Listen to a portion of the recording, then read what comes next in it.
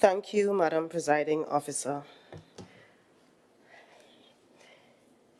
I am walking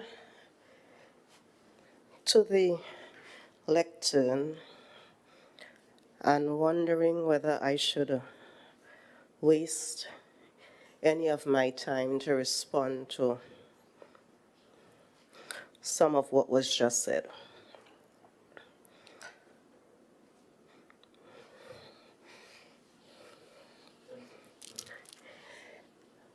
Madam Presiding Officer, it is important for us to recognize that the Progressive Democratic Patriots has been in office since December.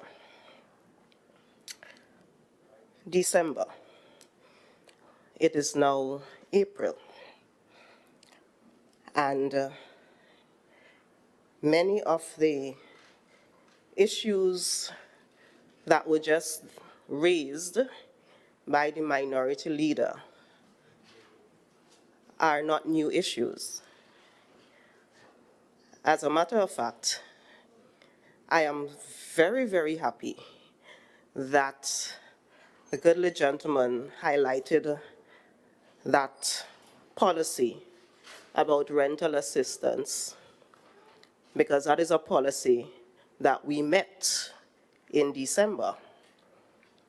And that is a policy that was in place by the administration that he represents.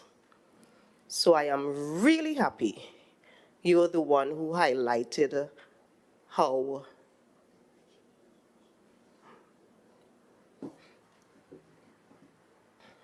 that policy is. Maybe it's also important to identify the fact that the audit that is currently being done as it relates to some of these contracts that were given out just before election, Madam Presiding Officer, will highlight that many of those contractors were actually already paid. So if there is an issue with a road that is not finished, maybe a question needs to be directed somewhere else. But we will not speak about that, Madam Presiding Officer. The minority councillor asked several key questions, and I'm glad that she indicated that the minority council was willing to support the motion if these questions were answered. I am now a little bit concerned that the minority leader may not have known what the minority councillor was going to say. But I will answer the questions because they are important, pertinent questions. Thank you for those questions, minority councillor. The question about whether the client will go to one division and access all of the services is a one-stop shop kind of model that we hope to get to. But the reality is we need to be realistic with where we are now, and the steps that we need to take are steps that will be incremental as we go along. So the aim is to have the client walk into one division. And given the case conferencing mechanism that will be in place, so let's just say the client walks into social protection, and the client then needs housing-related support. Because that case conferencing is being done with the client may not need to go down to settlement to start the process, but may actually have their home assessed by the social worker without the client even going down to settlement to start the process, because the process has already started. Now, the reality is that we live in Trinidad and Tobago where you still need paper to do a lot of stuff. So there may be a situation where coming close to the end of the assessment, you may have to come and sign the final document or something at this specific division, but at least the process is way on the way and the client is being served. The question about psychosocial support, I'm not even sure what the question is. Psycho relating to the mind and the brain and so forth. Social relating to economics and so forth. Putting them together, psychosocial support. I am sure that most people understand what that means. It means if you're coming and you need food, rent, burial, counseling, all of those things, that is what we are talking about. The list of social support workers that we're talking about is one that is, we specifically use that term because we realize that within the various divisions, they use different words, they use different terms. So there are social workers in some divisions, there are probation officers in some divisions, there are therapeutic counselors in some divisions, there are guidance officers in some divisions. There are several different categories of people who provide psychosocial support. So we're using that term because we want to be all-encompassing. How regular will they meet? Now, this is something that I think the committee should be able to determine. Once a week, once a month, whatever it is, that is something that the committee can determine. And that goes to the next question. What do we mean by what happens when there is an emergency? Now, currently, the social support staff understand that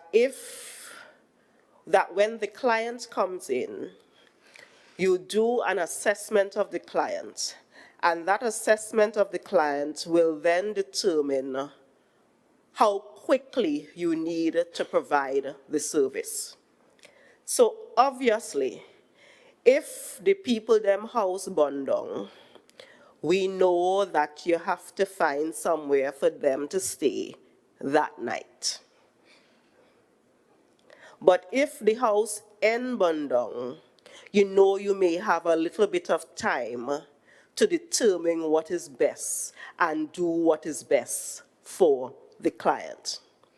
I have absolute confidence that the social workers and the social support staff that we have in Tobago know the difference and know how to do the assessment and know what kind of service is needed in an emergency versus a service that is needed urgently versus a service that is needed routinely.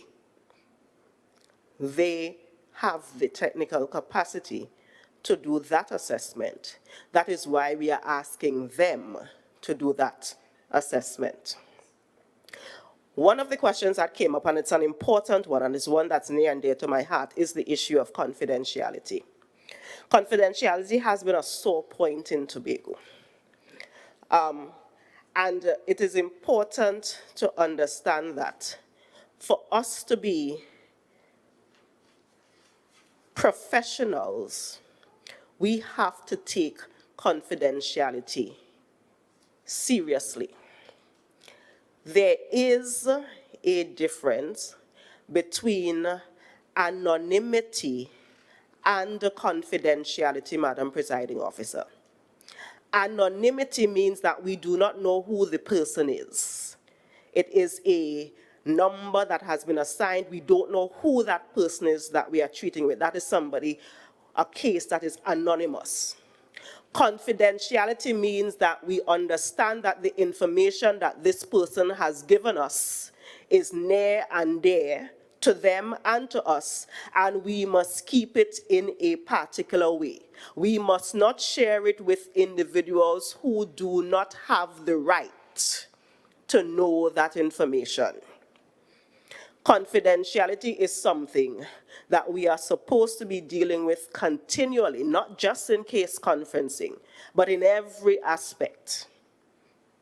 And to treat with confidentiality, we would have something known as informed consent. That term has two words in it. Informed meaning I have the information. Consent meaning I have told you that I am allowing you to share that information. Again, these are standard, Pastor Bain, standard operating procedures in social work.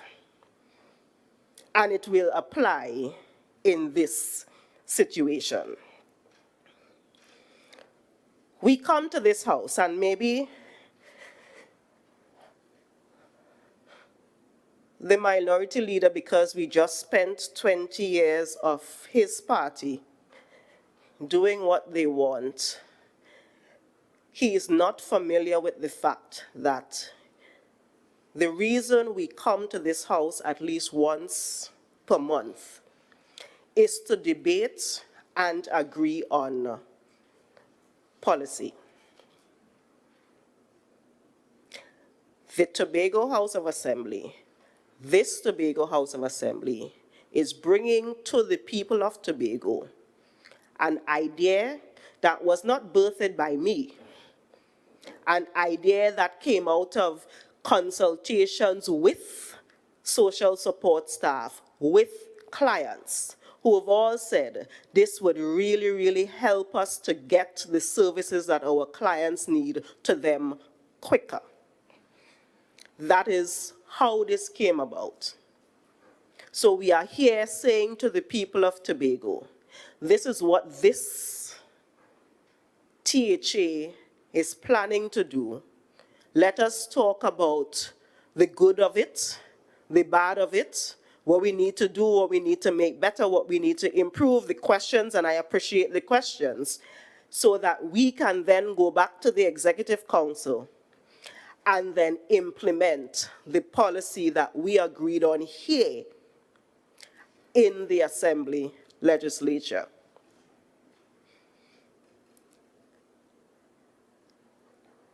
Another question that may not have been asked, I can't remember if it was asked or not, going back to the confidentiality issue, relates to whether a person's information can just be shared. And we spoke about informed consent. And the thing about informed consent is that it can be given and it can be taken away. And because a person has not given informed consent does not mean that they will not be served. They will just understand that the seamless process that we have put in place will not apply to them because they are choosing to not use that seamless process that has been put in place. It does not mean that person cannot jump in the car, jump on a bus and go down to settlements or go over to education and go over wherever they want to go. We are not saying that they can't do that.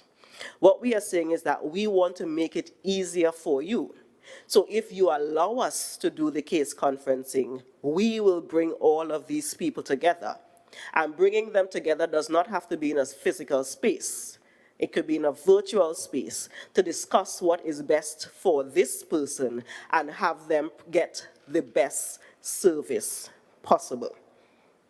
So, Madam Presiding Officer, I am happy that we were able to sit and do the kind of assessment that's necessary thus far. I am happy that having spoken to many of these social support workers, that we've been able to come to this point.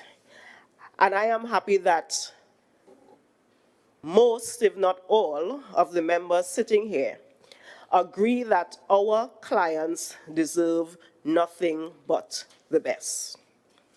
And because we agree that our clients deserve nothing but the best, we are asking each and every one of you to support this motion. This motion that speaks to us treating with the individual at the center of our service provision. Treating with the individual because they deserve to be treated with respect, with efficiency, with effectiveness. And I'm asking, Madam Presiding Officer, that all of us sitting around this horseshoe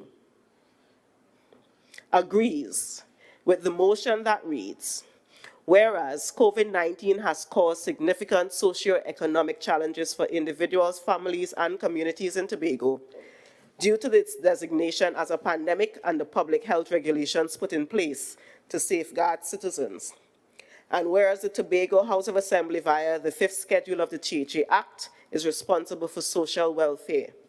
And whereas the mandate of this new THA executive is to make Tobago the greatest little island on the planet via sound policies and the execution of people-centered programs. Be it resolved that the THA utilize a whole-of-government approach to its distribution of social support to those in need in Tobago, using a case conferencing model to treat with all clients requesting psychosocial support at the various divisions.